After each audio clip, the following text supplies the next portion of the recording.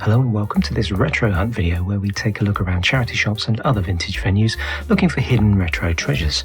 I'm RetroSteveUK and today we'll be visiting Chesham High Street in Buckinghamshire for a look around 3 of its high street charity shops, plus a couple of other interesting venues, including what turned out to be the highlight of the day, a lovely little retro toy shop that's an absolute treasure trove of retro goodies, so watch out for that.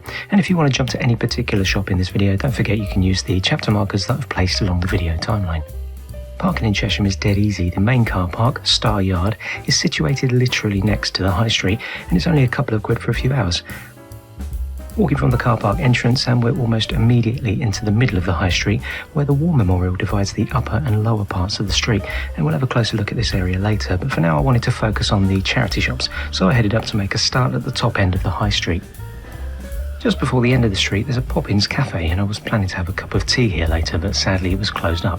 Not a permanent closure though, thankfully. It's just shut on Tuesdays, so that was a relief, as it's a smashing little cafe where my wife and I always have lunch whenever we're visiting Chesham. There's also a small precinct area here too, with bench seating around the clock tower, so I paused to take some shots of that before heading back down the street for the first charity shop. Shore Trust is an employment charity helping people find meaningful jobs by providing education and training.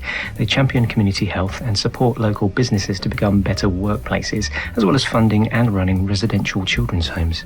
Inside the shop, the first thing that caught my eye was that vintage vinyl record case, very much like the ones we used to store our LPs in when I lived at home with my parents in the 70s and 80s. A bargain at £5, as modern cases like this can be really expensive to buy new, and this one also had that retro charm about it. I also had to look inside this case beside it too, just to see what was in it, and it was a very old looking bowl set going for £45, so I'm assuming this has some historical value to it. Up on a shelf amongst a standard collection of jigsaws, the Campbell's condensed tomato soup tub caught my eye with its retro-looking logo. And there's a 200-piece jigsaw inside this display-worthy tub, presumably Campbell's soup related, and this was going for just £1.50.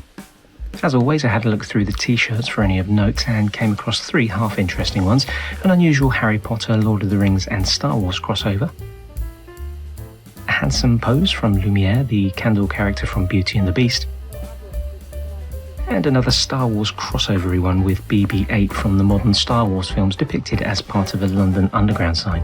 Prices on these range from £2.50 to £5. I spotted another Star Wars item here on one of the toy shelves, R2-D2 this time, on a smart-looking tin containing an R2-D2 shaped 250-piece jigsaw. £2 for this one. The vinyl record bins contain the usual mix of throwaway crooners and classical music LPs, but I picked out 2 to show on film. Firstly, one that probably deserves to be in an actual bin for obvious reasons, as you can see. And the other, a nostalgic one for me. Pam Ayres was a massive part of my childhood, as my stepdad used to go mad for her quirky comedy poetry. And here you can sample some of those poems, read out by Pam herself in her distinctive and adorable West Country accent, for just £1. I always have to have a quick scoot along the DVDs in charity shops, and I'll let you check these out for yourself. We all have different tastes after all.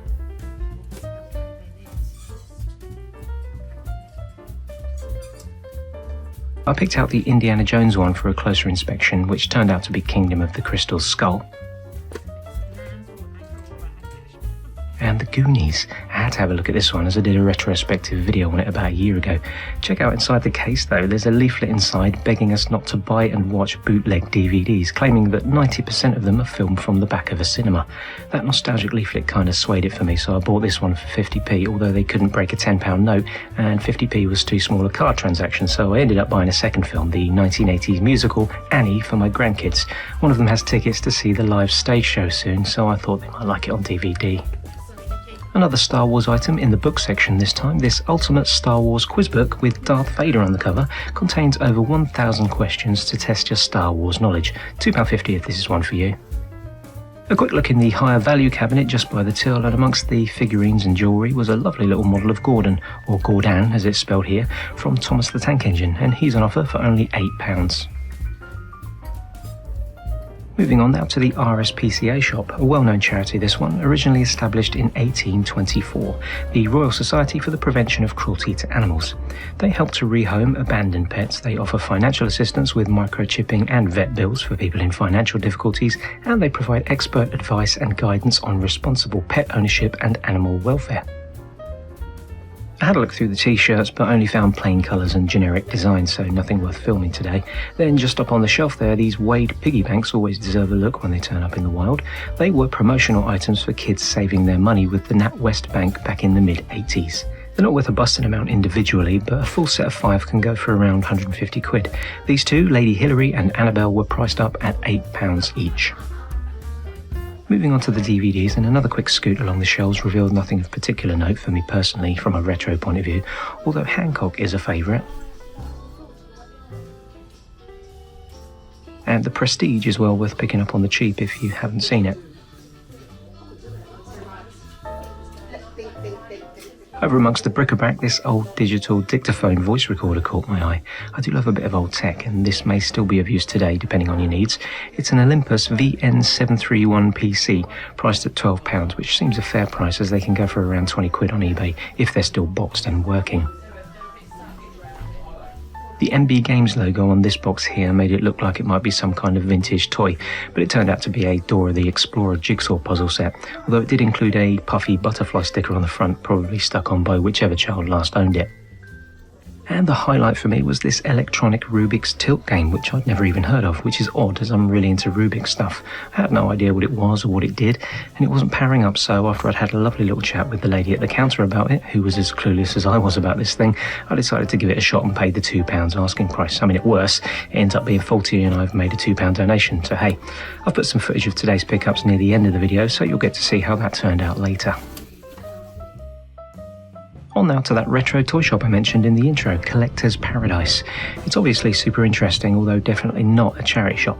I was just going to film the window display before moving on, but the young lady working in the shop spotted the camera and actually invited me in to do some filming. Turns out the owner is quite keen on having the shop filmed for videos, so this turned out to be a proper treat. The shop is stacked with all manner of vintage retro items.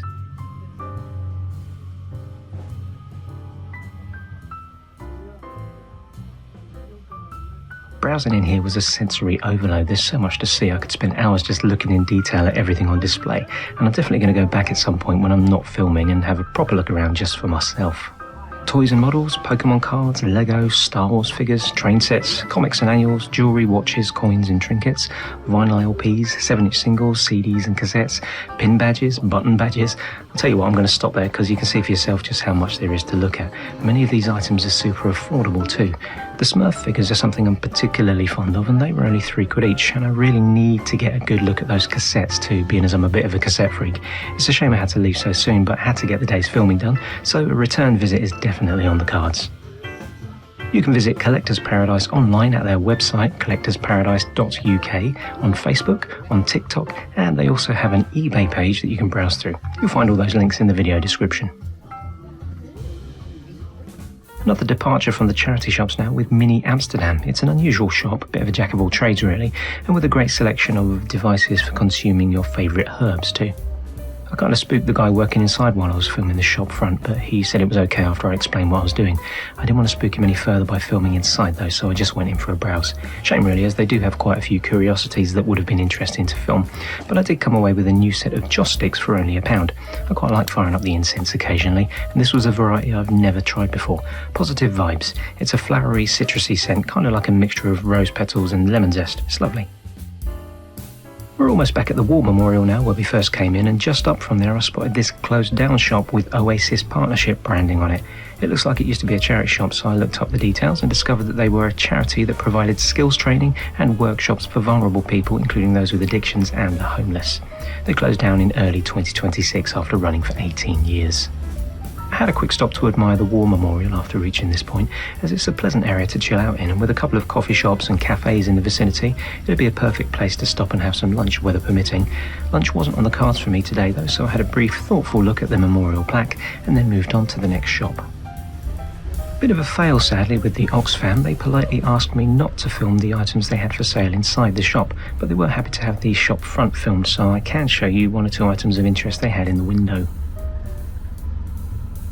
Moving swiftly on, and another disappointment I thought with this closed down Rennie Hospice shop. However, it turned out that they just moved premises a few doors down, so we will get to see what's in there after all. I drew a blank with the t-shirts again, but struck gold with this Robin annual from 1969. This was one my wife used to read when she was a girl, so for only £2.99 I just had to pick this up for her. Almost drew a blank on the DVDs too until I spotted Ready Player One on Blu-ray for only 99p. I have read the book and I really enjoyed the film as well, so I probably should have picked this up in hindsight. One final sweep along the top shelf here for a small selection of video games for Xbox 360 and PlayStation 4, and then we're on our way back up the street.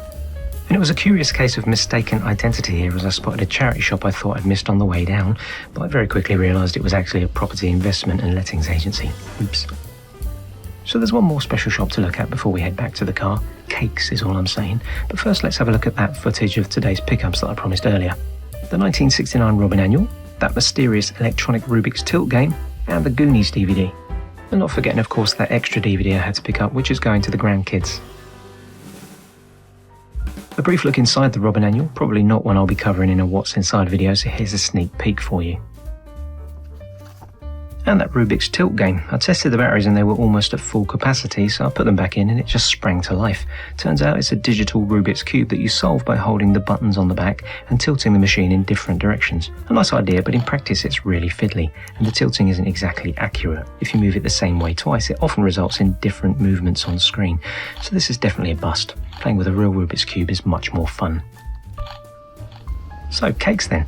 I normally come to Chesham with my wife and we generally pick up a couple of cakes to take home from the frankly superb Darvells family bakery. A bit of window shopping to start with before the main event.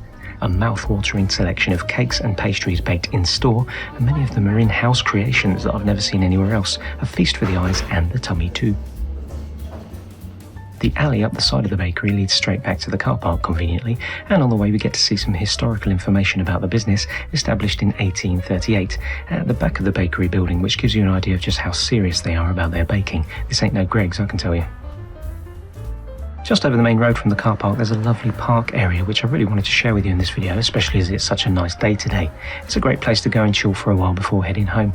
It's a quick hop over the zebra crossing at the car park entrance to get there. There's a beautifully picturesque waterway to enjoy, watch out for the geese though, and there are public toilets too for your convenience. The sign reveals the name of the park, Lowndes Park, as well as detailing some of the things you can do in the locality, and further up the hill there's a kiddies play park for families with younger children to enjoy, and it's far enough away to be out of earshot if you just want to chill on a bench by the waterway. I finished off with a short walk along the waterside and ended up wishing I'd bought a bread roll from the bakery for the ducks, although come to think of it, last time I did that I was chased by geese, so that probably worked out for the best today. And that just leaves the journey home. So did you spot any items today that triggered memories for you? Did you see anything I missed? And what do you reckon you'd have bought? Hit the comment section and I'll be happy to have a chat with you there. And as we make our way out of the town now, I'd like to thank you for commenting, for liking and subscribing, and of course to thank you all for watching Retrospectives.